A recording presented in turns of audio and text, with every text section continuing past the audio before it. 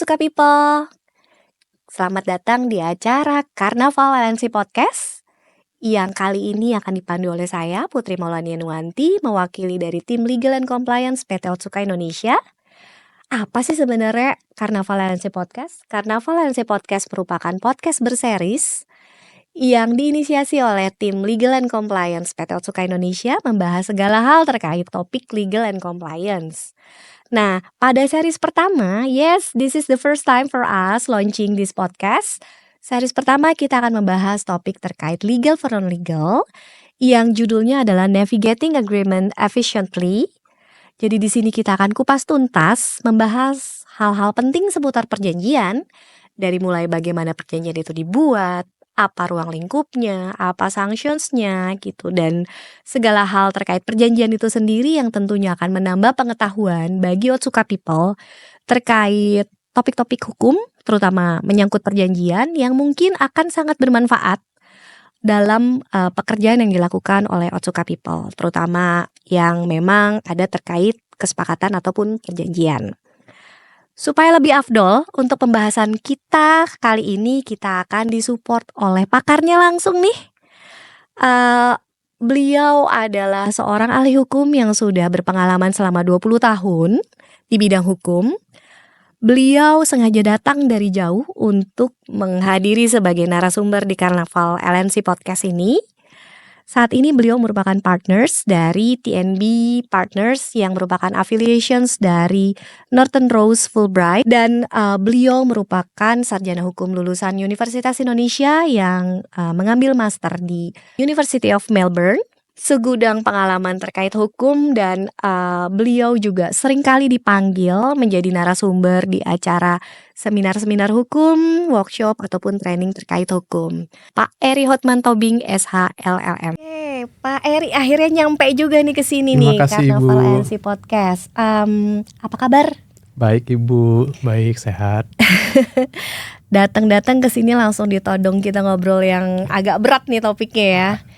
Tapi mungkin ini berat tapi nanti seru gitu. Kita coba bahas yang tidak terlalu berat-berat dulu. Mungkin kita bisa mulai dari kayak sebenarnya perjanjian tuh apa sih Pak Eri gitu kan, kayak di mana-mana tuh common gitu orang bahas perjanjian ini, perjanjian itu. Padahal sebenarnya intisari atau basic definisi dari perjanjian tuh apa ya? Oke, terima kasih Ibu. Jadi sebenarnya mungkin tadi Ibu bilang nih permasalahan yang topik yang berat. Sebenarnya topiknya nggak berat, cuman ke depan banyak yang sering salah mengerti bahwa ketika kita membuat perjanjian akhirnya adanya sengketa.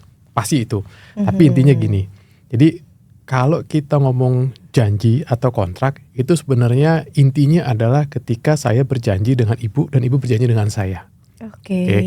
Jadi ketika kita ada janji, saling berjanji, kita saling berkomitmen, itu sebenarnya timbul kontrak, Bu.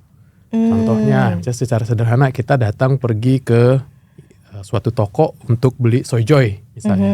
Nah, kita beli produk Soyjoy di toko dengan harga sekian, itu sebenarnya jual beli. Dan itu secara hukum adalah perjanjian. Jadi aktivitas sehari-hari kita adalah aktivitas yang dipenuhi dengan janji ataupun kontrak. Kira-kira gitu, Bu. Oke. Ya. Kalau misalnya kita bahas lebih lanjut nih mengenai perjanjian itu sendiri. Jadi sebenarnya perjanjian tuh bisa tertulis, bisa nggak tertulis ya. Tadi Pak Eri sampaikan kalau misalnya kayak beli Soyjoy berarti kan itu tidak tertulis. Betul. Itu masuk kategori perjanjian juga berarti ya? Betul. Jadi kalau secara garis besar hukum di Indonesia itu mengenal ada 2 jenis perjanjian. Gimana perjanjian itu dibuat? Pertama adalah dibuat secara tertulis, dan ada juga perjanjian tidak tertulis. Artinya dibuat secara lisan. Contohnya, saya datang ke Ibu nih, kita teman baik Ibu. Saya datang ke Ibu Putri, saya mau pinjam 150 juta. Saya gak pernah hubung Ibu lewat WA sebelumnya, tapi saya datang ke rumah Ibu atau ke kantor Ibu, kita ketemu ngopi, I need 150 juta gitu loh. Ibu Putri, saya jelasin, wah saya butuh bisnis ini. Ibu Putri tertarik, ya kan? Ibu Putri bilang, oke, 150 juta dengan return sekian, kira-kira begitu. Nah itu perjanjian. Ketika Ibu memberikan duitnya ke saya dan saya terima dan saya punya janji untuk mengembalikan, maka itu perjanjian yang terjadi secara lisan antara kita berdua. Oh gitu ya. Walaupun sebenarnya itu nggak tertulis, Ya. berarti itu udah masuk ke dalam kesepakatan. Betul. Berarti para pihak harus mematuhi itu ya. Betul. Kalau nggak patuh gimana ya Pak Eri? Jadi gini Bu, ketika saya sudah berjanji ke Ibu untuk membayar 150 juta secara lisan, maka saya punya kewajiban untuk membayarnya kepada Ibu. Namun ke Ibu bertanya tadi pertanyaannya bagus. Kalau misalnya saya lalai untuk bayar gitu, apa yang terjadi? Sebenarnya secara hukum Ibu mempunyai hak, yaitu untuk menggugat saya. Tapi ada permasalahan Ibu. Permasalahannya adalah bagaimana Ibu bisa membuktikan perjanjian lisan itu terjadi. Ya. Iya kan, jadi janji itu ada, komitmen itu ada, tapi Ibu nggak punya bukti untuk membuktikan bahwa saya pernah berutang kepada Ibu. Yang ada kita ketemu di coffee shop, Ibu kasih duit ke saya, dan saya bawa duitnya 150 juta. Permasalahan nanti sebulan kemudian saya tidak bayar cicilannya, Ibu pasti akan cari kemana nih Eri gitu loh. Bisa aja saya hilang atau kemana. Nah itu makanya. Jadi meskipun perjanjian secara lisan diperbolehkan secara hukum, tetap disarankan kalau itu sebaiknya dibuat secara tertulis. Tertulis ya, iya. Walaupun kita juga tetap harus waspada, aware gitu kan, apalagi terkait hutang piutang. Menyediakan hal-hal yang bisa jadi bukti nantinya. Betul. Gitu ya. Jadi kayak misalnya bukti transfer itu juga kind of bukti ya. Kalau chat misalnya, oke, saya transfer, oke, saya sudah terima, itu juga bisa ya. Jadi jangan sembarangan ngehapus chat juga ya, karena itu bisa jadi bukti nantinya ya. Betul. Jadi kalau tidak ada tertulis, maka seluruh percakapan yang pernah terjadi itu bisa jadi bukti. Oke. Ya. Permasalahan nanti apakah hakim atau siapapun yang memeriksa itu yakin atau enggak, permasalahan nomor 2. Tapi setidaknya dari kita sudah ada safeguardingnya, yaitu kita memproteksi diri kita ketika terjadi suatu perjanjian yang sifatnya tidak tertulis. Seperti itu, gitu loh. Berarti sebenarnya menarik nih. Berarti sebenarnya perjanjian itu bisa, misalnya katakanlah kita dalam satu pertemuan gitu ya Pak Eri, kayak tadi di coffee shop. Pada saat kita diskusi banyak hal, sebenarnya itu bisa terjadi beberapa kali perjanjian dalam satu waktu, gitu kan. Kalau tadi misalnya janji untuk hutang piutang, gitu kan, pinjam-minjam. Kemudian setelah itu boleh nggak Bu pinjam mobilnya? Oke, kapan dikembalikan? Besok. Nah itu juga perjanjian juga ya. Gitu. Jadi perjanjian itu tidak harus sesuatu yang tertulis secara serius juga ya. Betul. Oke. Nah. Kalau misalnya setelah diperjanjikan tersebut dan kemudian bukti-bukti mencukupi nih gitu kan, dia masih mengelak gitu.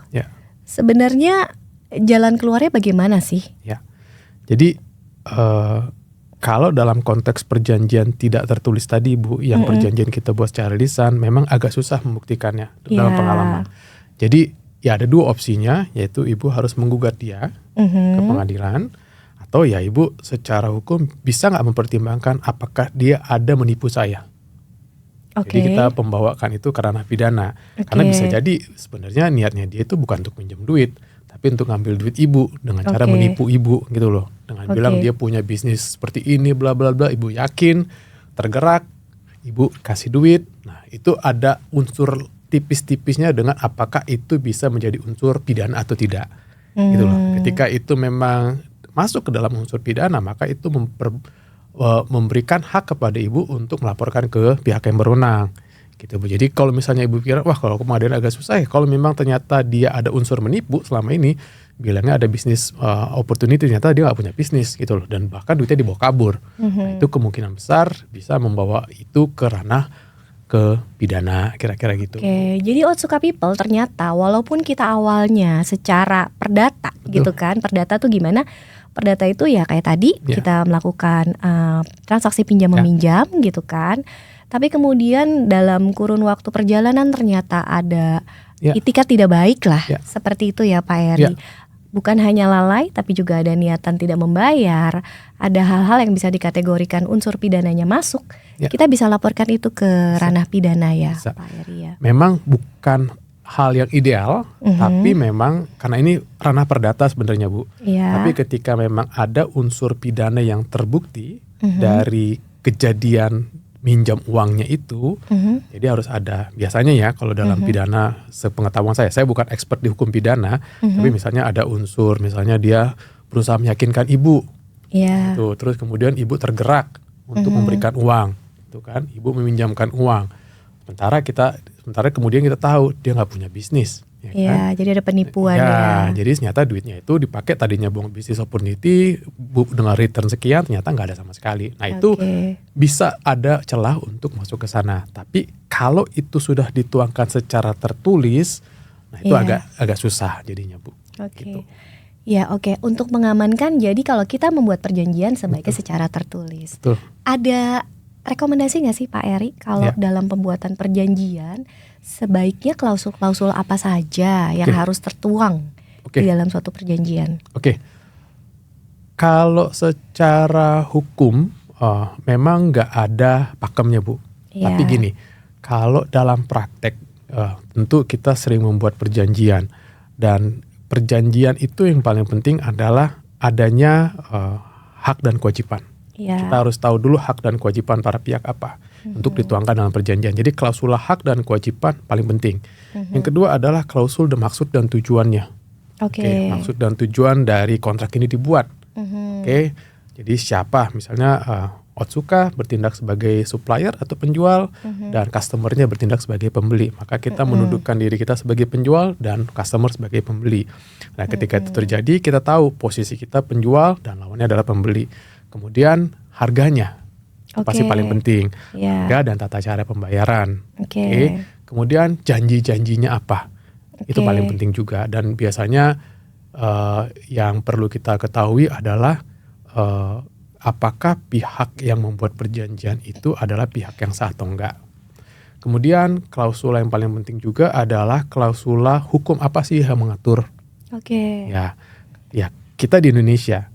Tapi karena hukum ini sifatnya dinamis, dan kita juga terekspos transaksi dengan pihak luar, bukan hal yang jarang kita ketemui bahwa ketika kita buat kontrak dengan pihak asing misalnya, maka hukum yang berlaku itu bukan hukum Indonesia, misalnya hukum negara lain. Nah itu juga harus perlu diketahui karena kita sebagai orang Indonesia kita nggak pernah tahu ternyata misalnya hukum di Jepang itu seperti apa sih, hukum di Singapura seperti apa, maka kita harus tahu. Jadi ketika kita menginterpretasikan perjanjian itu atau kontrak itu dari hukum itu. Kemudian yang berikutnya yang penting adalah klausula penyelesaian sengketa. Ketika sengketa terjadi, di mana akan diselesaikan.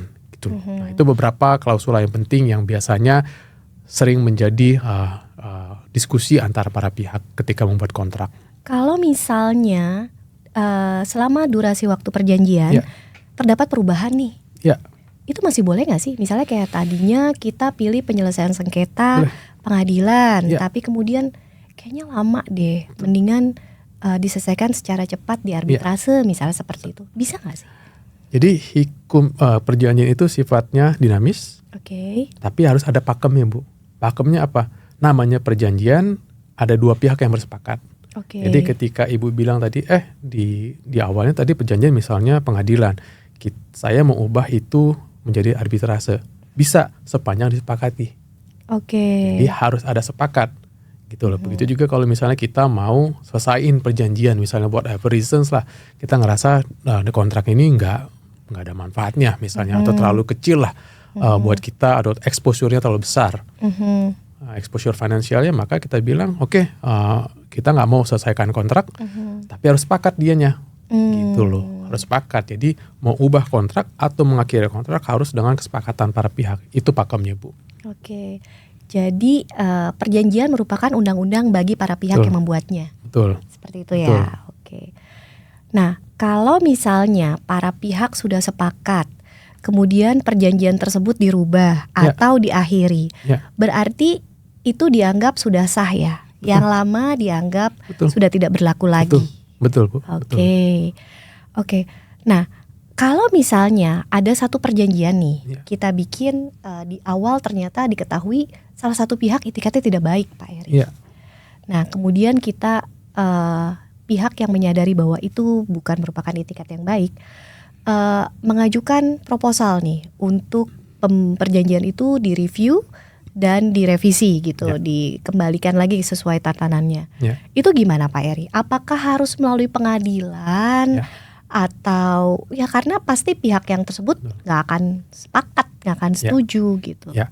Nah, konteks itu mungkin agak sedikit kompleks karena satu, perjanjian sudah ada, kemudian kita mau ubah karena kita tahu ada unsur tidak baik. Etika tidak baik pada saat pihak ini, salah satu pihak membuat perjanjiannya. Nah, kita harus bilang dulu, kita harus merunutkan dulu etika tidak baiknya seperti apa. Ketika kita harus tahu, kita harus mengetahui dulu ketika etika tidak baiknya ternyata adalah untuk mengelabui, maka itu memberikan hak kepada kita untuk dapat quote unquote bukan membatalkan ya, menyatakan bahwa perjanjian ini tidak sah misalnya, karena ada unsur dianya telah mengelabui kita. Oke, jadi di dalam perjanjian itu ada syarat-syarat, Bu. Salah satu syaratnya adalah ketika kita kata sepakat, nah sepakatnya itu harus sepakat yang full. Jadi bukan sepakat yang dibuat-buat atau sepakat yang ternyata di belakang itu ada niat yang lain gitu loh, Bu. Kira-kira gitu. Jadi memang etika tidak baiknya harus dapat dirunutkan dulu apa sih yang dimaksud. Karena etika tidak baik itu misalnya contohnya mungkin ini nggak sesuai, tapi misalnya contohnya gini, ketika kita bilang para pihak itu sudah buat perjanjian, ternyata pihak yang salah satunya itu ternyata dia mengetahui sebenarnya ketika dia membuat perjanjian ini dia akan merugikan Otsuka misalnya, misalnya lah itu contoh ekstrimnya. Nah, ketika dia mengetahui itu dan dia sengaja membawa Otsuka masuk ke situ dan Otsuka tidak mengetahui itu, Otsuka berada dalam keadaan khilaf. Gitu loh. Tapi ya itu makanya agak susah ketika misalnya ketika dalam proses pembuatannya Otsuka sudah review misalnya, Otsuka sudah mengetahui ternyata risikonya seperti ini. Jadi untuk membuktikan bahwa kontraknya itu tadi dibuat tidak baik, etika tidak baik, itu agak susah. Jadi memang harus dilihat satu persatu kejadiannya apa, peristiwanya apa, sehingga memberikan dalil kepada Otsuka untuk bilang oke, let's terminate the contract. Kayaknya berarti apa yang menjadi runutan komunikasi di antara para pihak itu tetap harus tersimpan, terarchive dengan baik ya Pak Eri ya. Untuk sebagai pembuktian bahwa memang di awal kesepakatannya seperti ini, tapi kemudian kenapa terjadi seperti ini, karena ada unsur trust, percaya, kita iya aja gitu kan, akhirnya menjadi bumerang. Oke, jadi sebenarnya perjanjian itu pentingnya bukan hanya pada saat ditandatangani atau disepakati, tapi jauh dari sebelum dibuat ya. Bagaimana unsur-unsur yang seharusnya dituangkan dalam perjanjian. Nah Pak Eri, saya mau tanya, ada misalnya perjanjian sudah berakhir, tapi kerjasamanya masih terus berlangsung, itu gimana ya? Itu bukan barang baru, Bu. Jadi banyak dijumpai dalam kontrak bahwa para pihak gak sadar. Mungkin solusinya begini, mungkin di dalam kontrak biasanya ada klausula misalnya automatic renewal.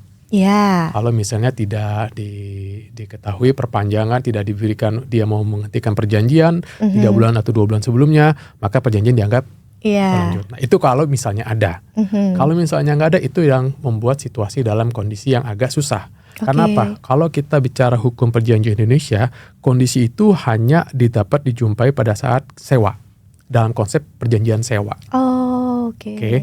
Kita nggak melihat konsep hal yang serupa, perpanjangan itu bisa terjadi secara otomatis dalam konsep perjanjian-perjanjian lainnya.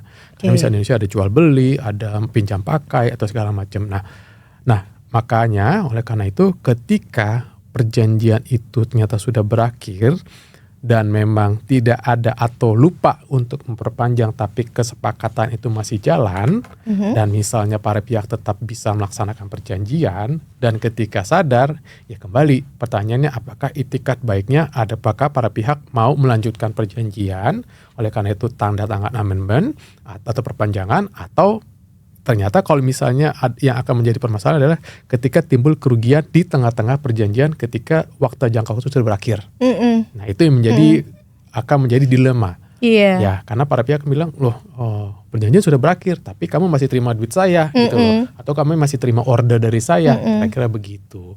Jadi kalau kondisi itu agak pelik, Bu. Jadi yang bisa saya sarankan adalah prevensinya. dengan Oke. membuat suatu klausula di tengah-tengah. Jadi ada klausula bridgingnya. Ketika misalnya para pihak lupa misalnya, karena kan kontrak administratif misalnya kayak Otsuka banyak kontraknya gitu kan. Ketika misalnya misalnya satu yang miss untuk perpanjangan, tapi ketika di dalamnya sudah ada automatic renewal, extension renewal segala macam, maka itu bisa diaktifasi. Tapi kalau memang tidak ada ya memang harus kembalikan kesepakatan para pihak. Iya, Ketika iya. menyadari, ya dengan itikat baik, mari kita perpanjang kontrak ini. Iya, iya. Biasanya juga kan kalau di kayak automatic renewal itu ada buat preventifnya. Betul. Selama para pihak itu tidak memberikan evaluasi keberatan Ya. gitu untuk perpanjangan, maka dianggap dapat diberlakukan perpanjangan kembali. Itu bisa juga seperti itu ya. Bisa, Bu. Oke. Nah, sebenarnya antara para pihak itu berarti bisa bikin beberapa perjanjian secara sekaligus ya, Pak Eri ya. Kalau misalnya ada beberapa perjanjian yang berbeda nih, Ya. gitu kan. Dan kemudian karena memang topiknya berbeda, membuat beberapa perjanjian. Ya. Mungkin durasinya berbeda, konsekuensinya berbeda. Bisa. Nah, ketika kemudian mengatur mengenai dispute gitu kan di untuk pencegahan di kemudian hari, itu juga bisa berbeda berarti ya. Betul. Jadi itu konsekuensi kalau misalnya kita punya kontrak yang banyak dengan pihak tertentu. Ya memang dalam transaksi bisnis nggak menutup kemungkinan bahwa satu pihak punya kontrak yang banyak dengan pihak tertentu. Misalnya itu 5 atau 6 kontrak. Ya 5-6 kontrak itu akan mempunyai karakteristik dan ciri khas yang masih berbeda-beda juga, termasuk untuk penyelesaian sengketanya. Jadi ya memang harus diperhatikan, satu perjanjian ini bilang apa, perjanjian ini bilang apa, perjanjian ini bilang apa. Mungkin ada juga di mana sering saya jumpai misalnya dalam live financing, ketika ada financing misalnya satu perusahaan itu satu bank memberikan perusahaan kepada grup perusahaan yang di mana masing-masing perusahaan itu mempunyai perjanjian terpisah, tapi dihubungkan dengan adanya cross default misalnya begitu. Jadi kalau misalnya satu facility ini default pada yang ini akan menjadi memberikan pengaruh kepada perjanjian yang lain gitu loh. Jadi ya itu mekanisme perjanjian yang bisa dibuat gitu loh dalam perjanjian. Jadi disepakati. Jadi intinya adalah kesepakatan sepanjang dia tidak bertentangan dengan norma hukum atau norma kebiasaan gitu loh. Berarti kalau misalnya perjanjian yang multi kayak tadi, salah satu perjanjian bisa dijadikan sebagai referensi ya. Yang kemudian bukan umbrella tapi bisa menjadi rekomendasi untuk pengaturan di perjanjian lainnya. Oke, ini pertanyaan menarik juga nih Pak Eri. Kalau misalnya ada perjanjian yang di dalam isinya itu disebutkan akan diperjanjikan kembali kemudian, gitu kan. Jadi memang belum ditetapkan saat itu, misalnya terkait kurs gitu ya.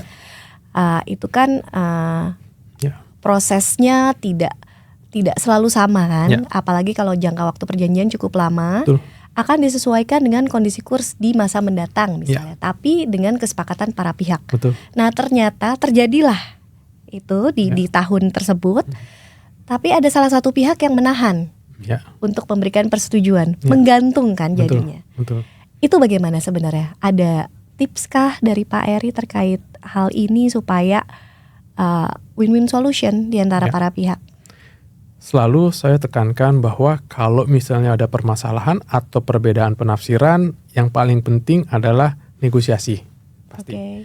Tapi tidak tertutup kemungkinan negosiasi dalam konteks tadi deadlock. Misalnya tiba-tiba kayak beberapa musim waktu lalu tiba-tiba kurs dolarnya 16.800 atau bakal hampir 11.000 gitu kan. Mungkin bagi pihak tertentu ketika fluktuasi dolar segitu dan pada saat akan renegosiasi, kontraknya sangat memberatkan akan harganya gitu kan. Nah mungkin solusinya solusi praktikal ya, mungkin bisa disepakati mungkin untuk 1 bulan atau 2 bulan pertama kita sepakati sekian, tapi nanti kemudian akan ada renegosiasi lagi untuk menyesuaikan dengan kurs ketika kursnya sudah membaik misalnya. Itu kan itu banyak terjadi kalau misalnya dalam konteks perbankan hedging lah ya. Nah jadi maksud saya tidak ada yang tidak mungkin dalam bernegosiasi, tapi memang hindari yang namanya ketika para pihak merasa dengan adanya klausula ini, ketika kamu tidak memberikan persetujuan nanti bisa jadi default.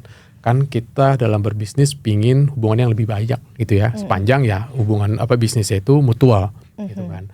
Jadi ya mungkin solusinya yang pertama adalah negosiasi pasti. Yang kedua adalah kalau memang klausula tidak memungkinkan, ya harus ada amandemen Bu terhadap perjanjian gitu ya. Amandemen terhadap perjanjian yang dimaksud supaya memberikan kesempatan kalau misalnya ada pihak yang quote unquote merasa dirugikan atau merasa tidak terlalu berat dengan klausula yang ini supaya menyepakati dengan kurs sekarang yang tinggi misalnya, ya mungkin tidak terpaku dengan kurs di sini. Tapi ya itu kembali kan ada faktor komersial, ada faktor hitungan finance, ada faktor legal.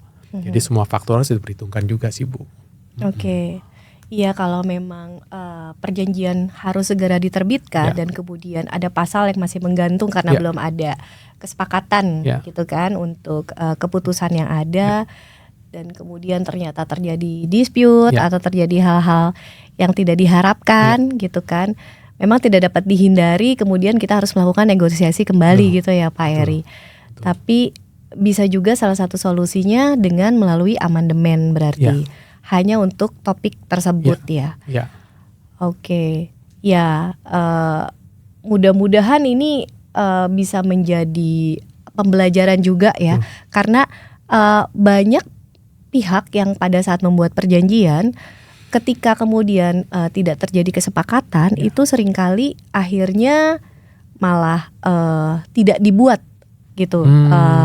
Untuk jadi kayak seperti memaksakan, bahkan ada yang akhirnya tidak terjadi, tidak tercapai perjanjian tersebut gitu kan. Betul. Karena dianggap mungkin akan sulit ke depannya jika bekerja sama terus dipaksakan, misalnya seperti itu. Betul.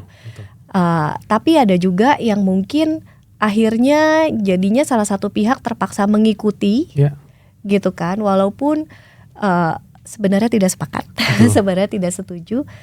Tapi kemudian ketika terjadi dispute ataupun kenaikan yang tadi yang drastis gitu kan terkait mata uang asing, akhirnya malah dia yang default. Ya, pasti. Gitu.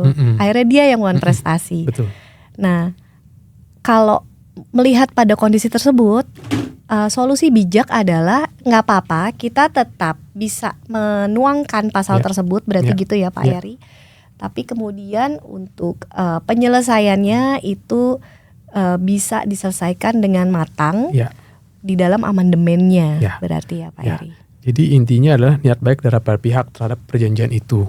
Jadi misalnya kalau misalnya sudah kita tahu nih kondisinya lagi in favor lah, not in favor of both parties misalnya, dibanding kita harus pergi ke lembaga penyelesaian sengketa, meskipun kita dalam posisi kuat, tapi kalau kita mau mencari hubungan baik dan misalnya kita tahu bahwa hubungan dengan dia itu bisa menghasilkan yang baik buat kita, ya kenapa kita tidak coba untuk merenegosiasi kayak gitu.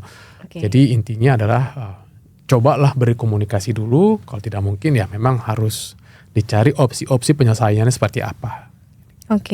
Kalau tadi kan Pak Eri bilang perjanjiannya itu harus dilihat dulu diwakili dengan orang yang tepat atau tidak. Maksudnya gimana sih Pak Eri?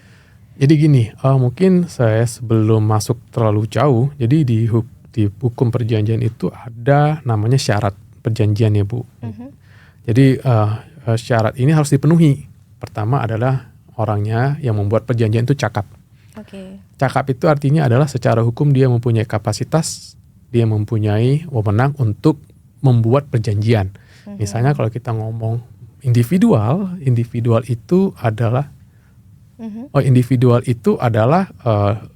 manusia yang sudah dewasa. Kira-kira gitu, supaya dia bisa membuat perjanjian. Nah, dalam konteks perusahaan, maka dia yang membuat perjanjian itu harus benar-benar mewakili dan berwenang untuk membuat dan memperjuangkan sesuai dengan anggaran dasar perusahaan tersebut. Gitu loh. Jadi dalam kasus ini misalnya saya sebagai direksi suatu PT tertentu, saya buat perjanjian dengan Otsuka gitu loh. Otsuka mungkin secara organisasi Otsuka punya tata cara untuk bagaimana cara membuat perjanjian itu menjadi sah. Saya mewakili oleh direksinya, atau ketika direksinya berhalangan memberikan kuasa kepada orang tertentu atau jabatan tertentu.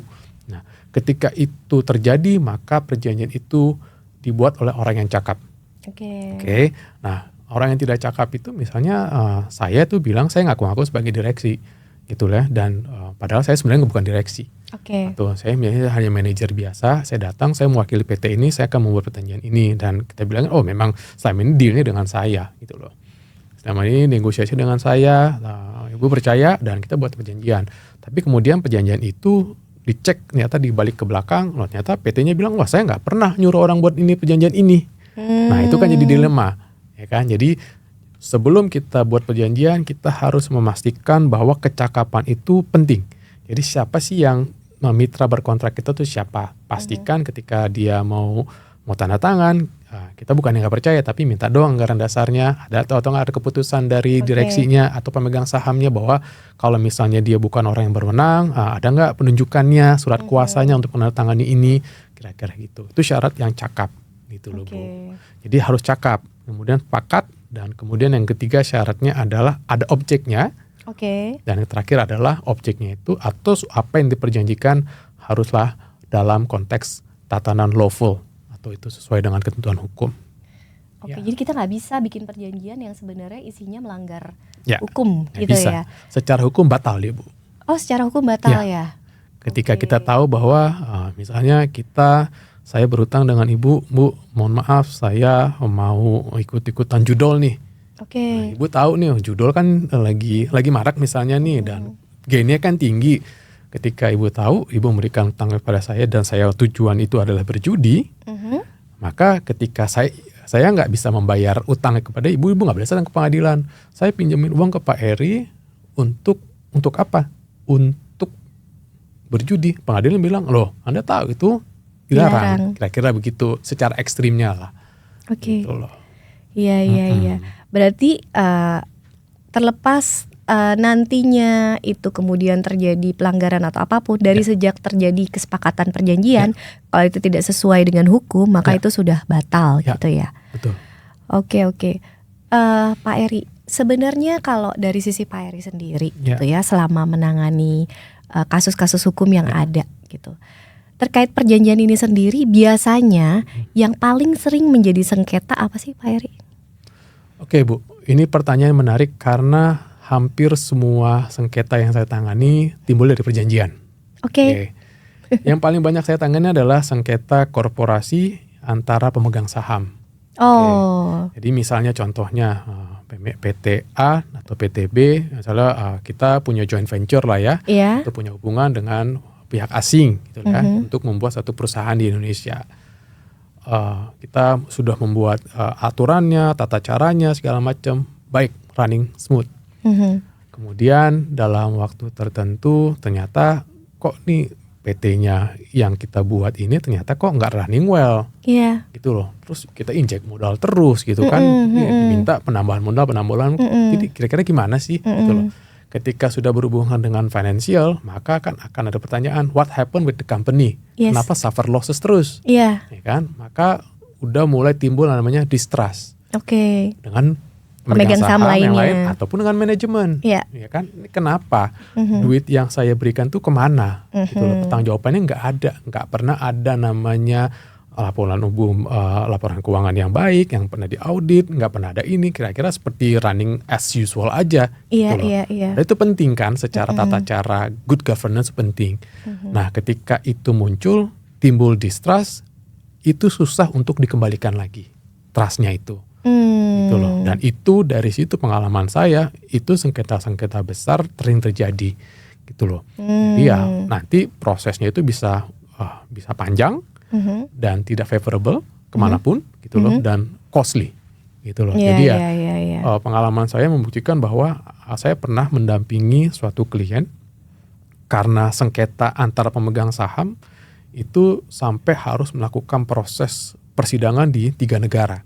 Satu di Singapura, satu di Indonesia, satu lagi di Jerman gitu ya. Nah, dari tiga negara itu yang saya terlibat ada di negara Singapura sama di Indonesia, dan karena proses di Singapura kita harus pergi ke site sana untuk selama 8 jam, proses tempuhnya 8 jam, 1 minggu di sana untuk mencari bukti, kira-kira begitu. Nah itu sampai sebegitunya Bu, karena terjadinya distrust antara para pemegang saham, karena sudah hubungan dengan uang, jadi gitulah. Jadi tadinya baik-baik aja, tapi ketika terjadi isu dengan trust, itu hal yang sangat penting, apalagi ketika beda culture. Iya, Nah, betul. antara pemegang saham beda culture-nya, satu Indonesia, satu lagi misalnya yang compliance-nya tinggi gitu kan, seperti Iya. dari Jepang, ya misalnya itu sangat tinggi compliance-nya, dan kadang-kadang suka nggak match antara culture satu dan culture yang lainnya. Itu hal yang biasa terjadi, tapi bisa dimitigasi dengan meng-hire orang yang profesional gitu loh, Bu. Oke. Karena standar treatment di setiap negara bisa Betul. jadi berbeda. Kalau di Betul. sini dianggap oke ini masih common, Ya, di sana dianggap wah Betul. ini udah betul. ada pelanggaran gitu Betul, ya, Bu. seperti Betul. itu ya. Wah, menarik. Jadi sebenarnya kalau tadi kita bilang di awal, ini topik berat gitu Iya. kan. Ya baru satu topik nih terkait Iya. hukum perjanjian gitu Iya. kan. Tapi sebenarnya seru ya. Betul, Bu. Seru. Dan kalau kita lihat misalnya kayak di film-film gitu kan, sebenarnya banyak unsur hukum juga di sana Betul. ya. Ketika Betul, ada Bu. pelanggaran, Betul. ada persidangan gitu kan. Itu tapi dikemas dengan menarik karena Betul. memang jadi satu film Ya. gitu kan. Nah, kalau kita lihat dalam keseharian nih Pak Eri gitu kan, ketika misalnya tadi Pak Eri bilang ada distrust gitu Ya. kan, sebenarnya pada saat dilakukan perjanjian itu sendiri ada distrust, kita boleh nggak sih bikin kayak pembatasan tertentu Ya. yang kita anggap ini kalau misalnya kita atur itu bisa jadi saya nggak akan percaya sama dia gitu kan. Ya. Tapi saya masih tetap membutuhkan dia untuk melakukan kerjasama, Betul. misalnya seperti itu. Terlepas ini korporasi atau individu gitu ya, Pak Eri. Kalau solusinya seperti itu dengan pembatasan itu diperbolehkan nggak sih di hukum? Sepanjang pembatasannya itu tidak bertentangan dengan norma, masih boleh, Bu. Oke. Jadi intinya adalah dengan kita membatasi seseorang atau membatasi PT untuk melakukan tertentu, sepanjang pembatasan itu tidak bertentangan dengan aturan norma, boleh.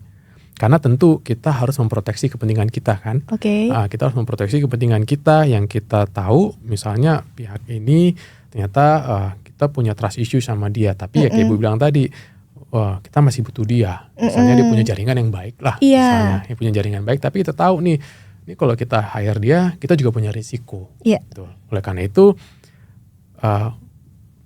feel free to do boundaries, to set the boundaries, gitu ya, untuk memproteksi value kita, interest kita, tapi dengan tidak menjeopardize hubungan kita dengan dia. Ya mungkin satu dikoordinasikan dengan hubungan personal yang baik, misalnya hubungan komunikasi yang baik. Kenapa kita harus buat ini sih? Kenapa kita harus perlu ada klausul-klausul ini ya? Itu safeguarding kita, gitu ya. Contohnya misalnya yang paling common adalah dalam kontrak misalnya ada anti bribery and corruption misalnya kan. Untuk perusahaan MNC itu penting. Ya kan, anti bribery and corruption policy clauses itu penting. Tapi buat orang tertentu ini apa sih? Gitu loh. Ini apa sih memberatkan saya aja gitu loh. Apalagi pakai misalnya Tersinggung klausula mungkin gitu. ya. Iya, tapi ya kita bilang, "Oh, ini klausula yang sudah ada dan ini sepanjang Anda tidak melakukan itu harusnya nggak perlu takut dong." Kira-kira begitu. Jadi ya menurut saya itu hal yang lazim, Bu. Gitu loh, untuk memproteksi kepentingan kita gitu loh. Jangan sampai karena kita cari jalurnya dia atau channelnya dia, tapi kita terekspos dengan risiko gitu loh. Oke. Ya. Jadi sebenarnya Otsuka People kita walaupun melakukan kerjasama dengan hubungan yang cukup baik, relationship cukup baik dan terjaga, sebaiknya kita juga bikin preventif ya. Betul. Gitu untuk Wajib. Ya kalau diperlukan bahkan kita set the boundaries gitu kan untuk hal-hal tertentu supaya nantinya pada saat realisasi atau implementasi dari perjanjian kita bisa meminimalisir resiko yang ada gitu ya Pak Eri. Wah menarik sekali nih topiknya. Sebenarnya walaupun sebisa mungkin kita menghindari konflik atau sengketa, apapun bisa terjadi juga ya Pak Eri. Betul, Bu. Betul. Terlepas itu big issue ataupun small issue yang namanya dua pihak saling bekerja sama, potensi-potensi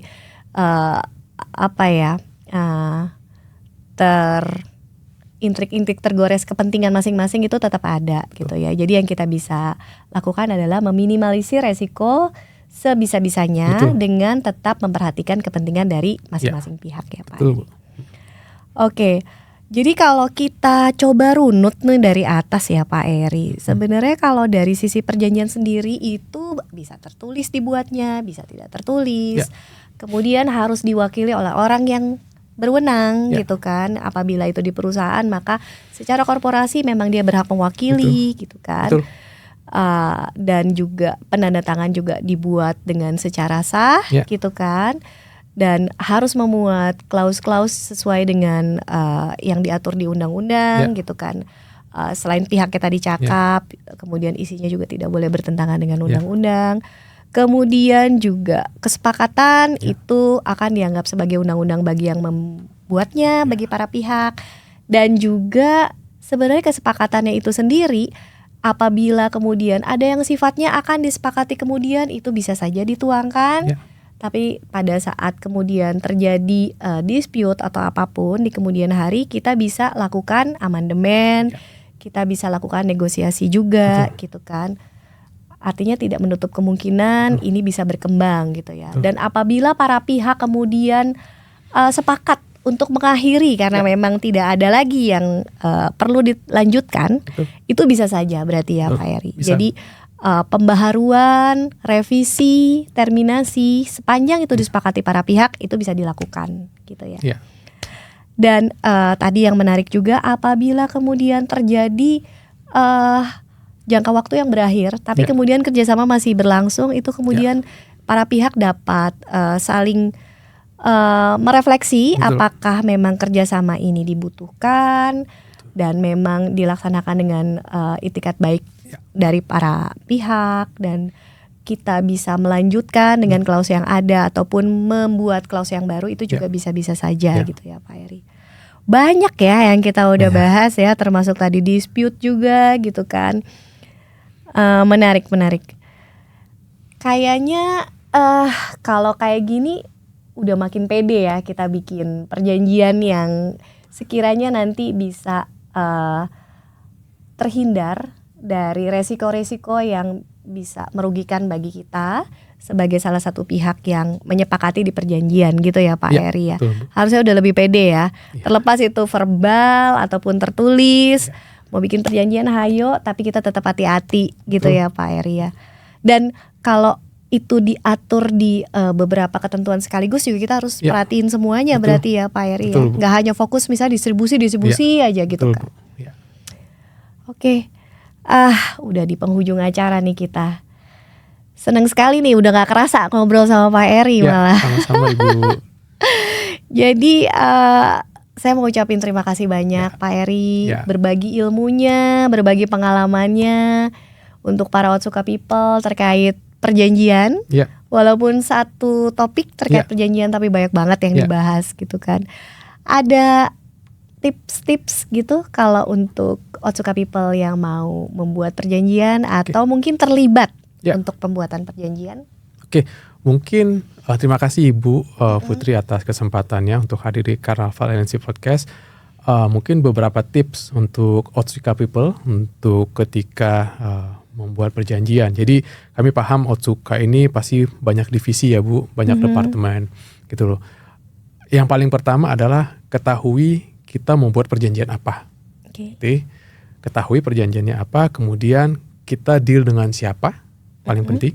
Dan yang ketiga adalah kita harus paham isi perjanjiannya. Karena banyak terjadi permasalahan ketika sign kontrak, ya kita nggak tahu sebenarnya kontraknya bilang apa sih.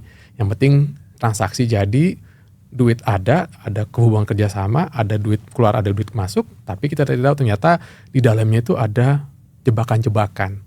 Jadi saran saya buat Otsuka People, siapapun membuat harus pahami kontraknya. Kalau tidak paham bisa kontak timnya Ibu Putri sebagai tim legal karena yang akan men-save melanggar kepentingan Otsuka adalah tim legal. Gitu loh. Kira-kira gitu sih Bu. Jadi sebenarnya Otsuka People melakukan kesepakatan, negosiasi gitu kan. Kemudian dari legal team yang akan merep up gitu kan, membungkus. Jadi makanya pada saat lakukan negosiasi itu yang harus hati-hati gitu ya Pak Eri ya kurang lebih ya. Iya.